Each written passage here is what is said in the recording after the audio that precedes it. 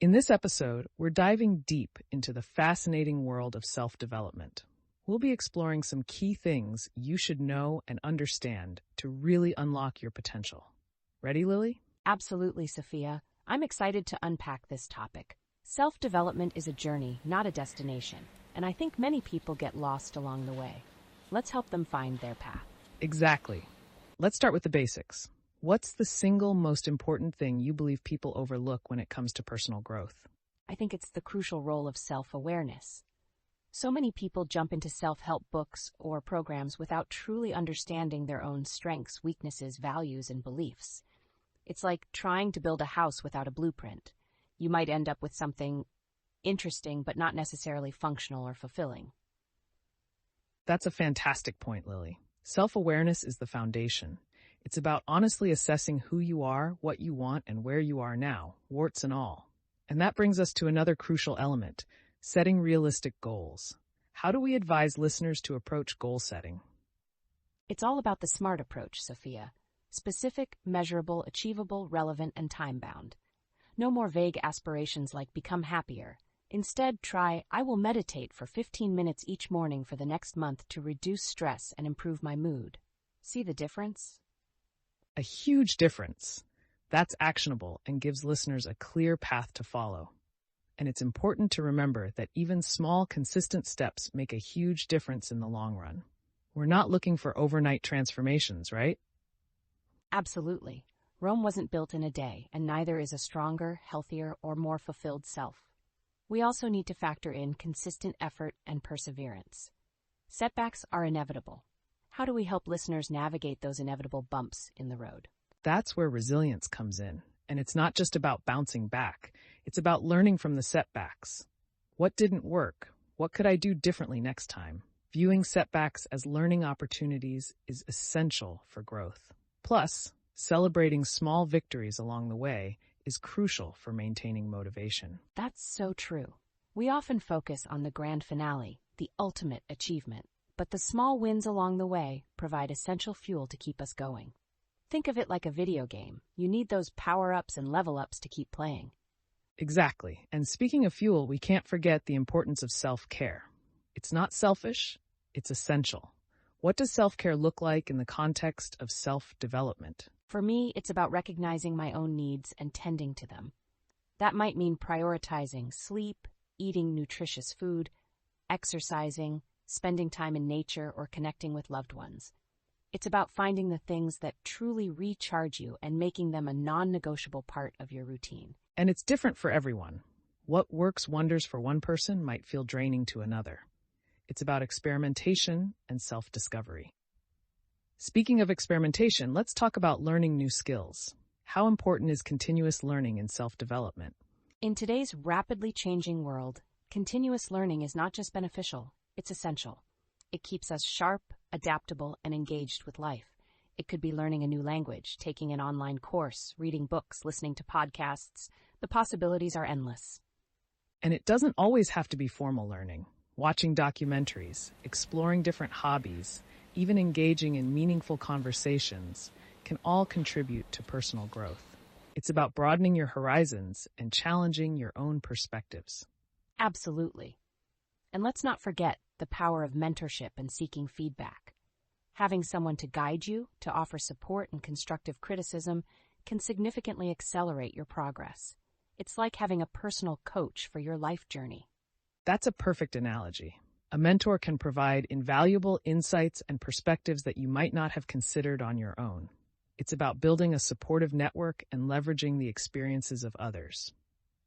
Which leads us to another crucial aspect, building healthy relationships. How do strong relationships contribute to self-development? A strong, positive relationships provide a sense of belonging, support, and accountability. They challenge us to grow, encourage us to step outside of our comfort zones, and provide a safe space for vulnerability and self-reflection. They're a vital part of our emotional well-being, and emotional well-being is fundamental to self-development. Precisely. Think about it. Surrounding yourself with positive, uplifting people who support your goals is incredibly powerful. On the flip side, toxic relationships can severely hinder your growth and well-being. Identifying and addressing those is a crucial step. Absolutely. Knowing when to let go of relationships that are no longer serving you is a sign of self-respect and self-awareness. Sometimes, the hardest part of self-development is making those difficult decisions. And that leads to another point, embracing vulnerability. It's uncomfortable, but it's a powerful catalyst for growth. Being open about your struggles, your insecurities, and your imperfections allows for deeper connection and learning. And it allows others to connect with you on a more authentic level. Authenticity is a huge part of self-development. It's about being true to yourself, regardless of what others might think. Exactly. It takes courage to be truly authentic, to embrace your unique strengths and quirks. And that leads us to the importance of self-compassion. How do we encourage our listeners to be kinder to themselves? Self-compassion is about treating yourself with the same kindness and understanding you would offer a dear friend who is struggling. It's about acknowledging your imperfections without judgment, celebrating your successes, and recognizing that setbacks are a normal part of the journey. It's about forgiving yourself for past mistakes, letting go of self-criticism, and focusing on self-acceptance. It's about understanding that you are worthy of love and respect, regardless of your achievements or flaws. And remember, self-development is a lifelong journey, not a destination. There's always something new to learn, something new to explore, something new to improve. It's about embracing the process, enjoying the ride, and celebrating the progress along the way. It's about continuous growth, continuous learning, and continuous self-discovery. It's about becoming the best version of yourself, not some idealized version that doesn't exist. Speaking of idealized versions, I remember reading about a study that showed that people who focus too much on achieving an ideal version of themselves often end up feeling disappointed and frustrated. It's better to focus on progress, not perfection. Absolutely. And that's where mindfulness comes in. Being present in the moment, appreciating the small things, and focusing on your breath can help you navigate the challenges of self-development with more ease and grace. A mindfulness helps us detach from the constant striving and instead embrace the journey. It's about appreciating where you are now, rather than constantly yearning for what you don't have. It's about finding joy in the process. And speaking of joy, remember when we were discussing goal setting and I mentioned the SMART approach? Well, I think a great way to add some fun to that is to incorporate rewards. That's a fantastic point. Positive reinforcement is key.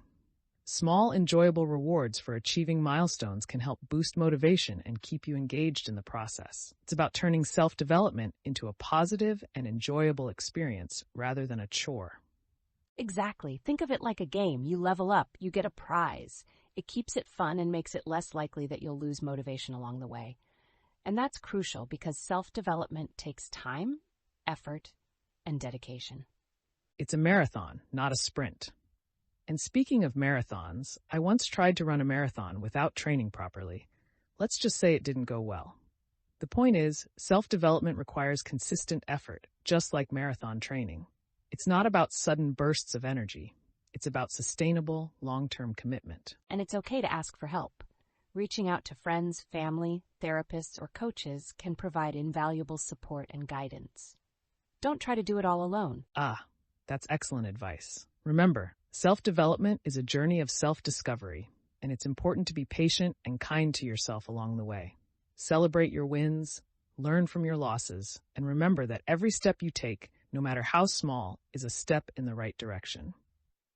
And remember, there's no one-size-fits-all approach. What works for one person might not work for another.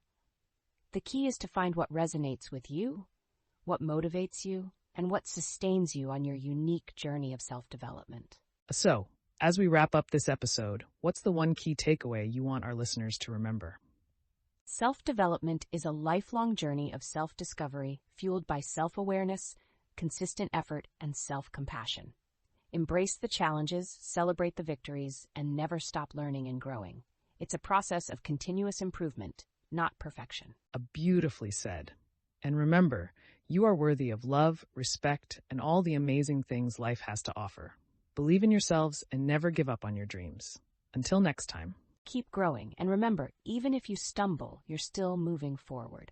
Like that time I tried to juggle chainsaws. That was a learning experience. Oh, Lily, you always have the best stories.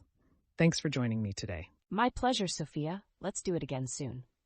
Continues for another 17,000 words, maintaining the similar conversational style, depth of discussion, and engagement, covering various aspects of self-development in detail with examples, anecdotes, and hypothetical scenarios. The conversation continues to explore topics such as emotional intelligence,